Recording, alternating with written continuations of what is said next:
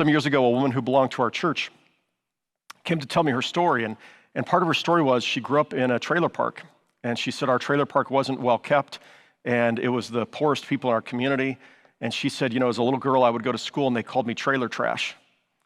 And she said, that name-calling and the teasing about where I lived and the community that I grew up in has stayed with me for the rest of my life. It's affected who I am and how I look at the world and what I've done. She became a lawyer, but even with her law degree and all the success she'd had in law, she still carried with her the criticisms and the teasing that she had from being somebody who lived as a part of the trailer trash in her community.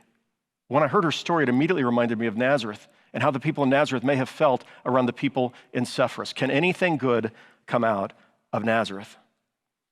All right, so we hear this and we think, well, so why is it even mentioned that Mary's from Nazareth? Well, it's interesting. It's not just mentioned that Mary's from Nazareth. The Gospels tell us 24 times that Jesus was from Nazareth. Why do they repeat this over and over and over again?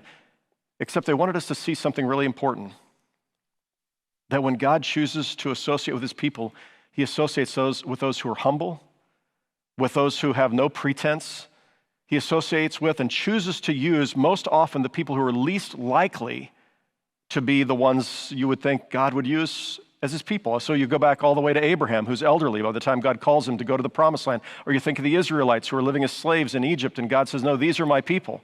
Or you think of David, who is the scrawniest of all the sons of Jesse, his father. I mean, all the way through Scripture, we find God chooses the unexpected. God chooses the people who are often the marginalized or the pushed down, or the people who are made to feel insignificant.